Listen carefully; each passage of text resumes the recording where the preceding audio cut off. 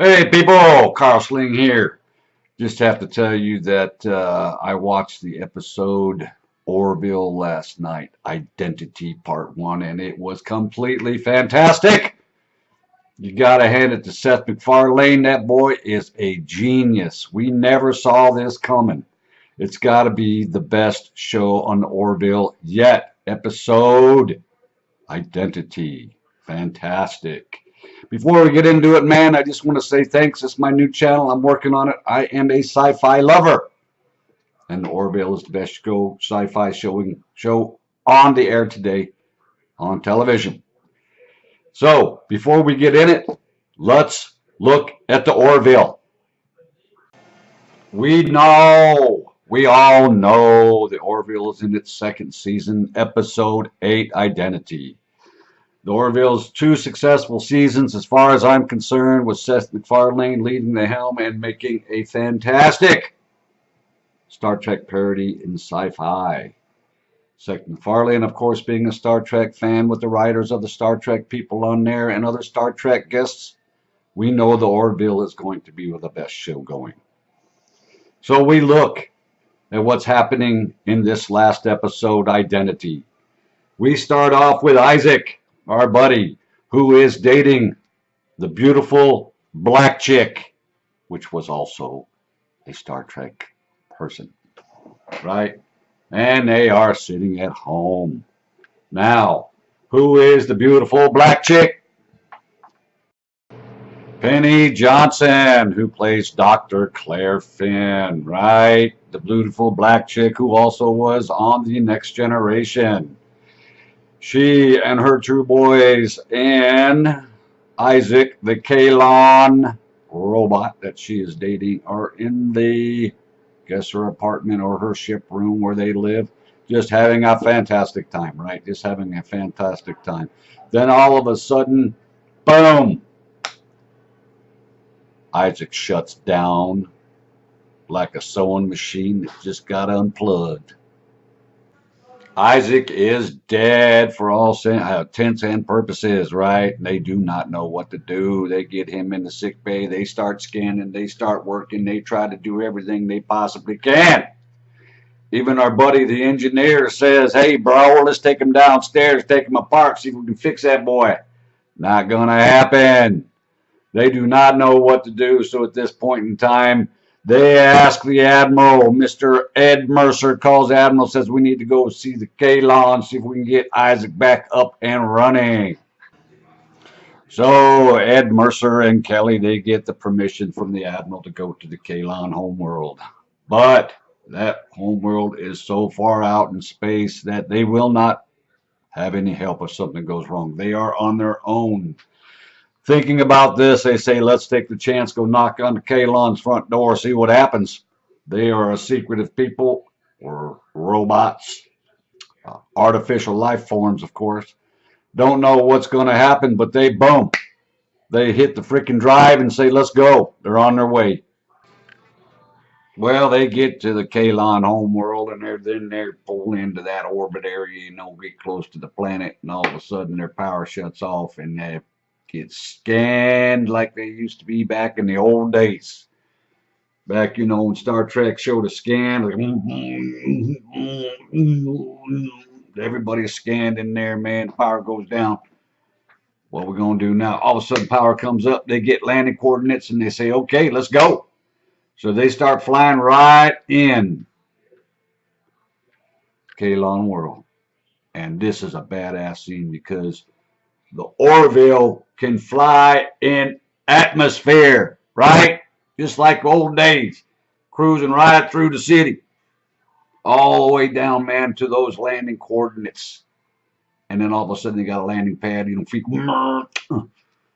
they're there, man. They make it to the Kalon homeworld, and the door opens up.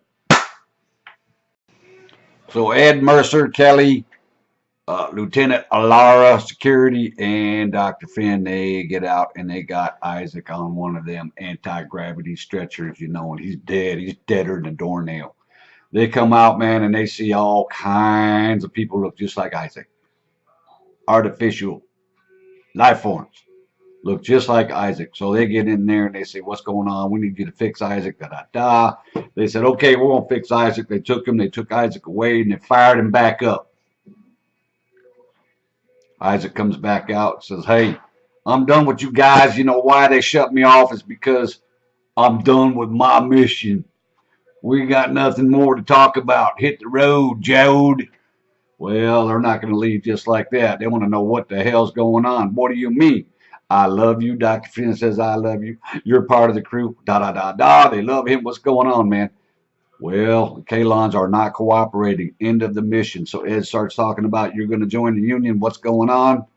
They move into that situation and they have to wait. They said, we'll give you our decision whether we're going to join the Union or not. And they keep stalling and they keep stalling and they keep stalling. Well, guess what happens next? Well, while they are waiting, Dr. Finn's youngest child, Ty, sneaks out of the ship and he is looking for his buddy. Now remember, he loves Isaac. He's looking for Isaac because he's feeling terrible, thinks that Isaac has betrayed him. So he's looking for Isaac and he's looking around. He falls down and finds a hole, like a manhole. Goes down in this manhole and they can't find him. But that time the ship can't find Ty, can't find Ty. Oh, emergency, emergency. They go out. They're looking for Ty. They find him because he's the only humanoid on the planet that's not in the ship. So you know what? They can find him real easy. He's a humanoid man. So they find a human life form under the city, in an underground like cavern. And they go find him. And when they find him, they find something else. They find over 1 billion humanoid bones. Full skeleton bones. And they know it's 1 billion because they found like thousands. Then they started scanning the planet underneath the underground caverns. All over the planet, there's billions of bones. Humanoid bones. What in the world is going on? So Mercer and Kelly, they go down and talk to the bosses of the Kalon, say, what the heck is going on with all these bones down there? And Isaac tells them, well, back in the day, our builders and I, we didn't get along, so we had to kill them all. We took over the planet and kill them all. Not only that, we done outgrown our planet. We're going to go and take your planet and kill you all too. Holy moly. So what they do then is they board the ship and freaking guns come out their head, man. And people are dying. The Kalons invade the ship. They take over the ship. They got these spheres that they're going to fly to Earth. And they get in the ship. They take it over and they're killing people. People are dying. Big old guns come out of her head. Both sides. Boom, boom, boom. They're killing people. They're big fight. Take over the freaking ship. And at the end, they're heading to Earth. And they're going to kill everybody on Earth. Now, we never saw this coming. Never saw this coming. This is only part 1. Part 2 is coming. So, I have a couple questions. If the Kalons killed billions and billions and billions of people, or even say 2 billion, why'd they leave the bones in the ground? Why didn't they just get rid of them? They could have incinerated. They had the technology. That's a weird part. Definitely a weird part. But anyway, Orville, the great show. Greatest show on earth right now. Seth MacFarlane is a pure genius.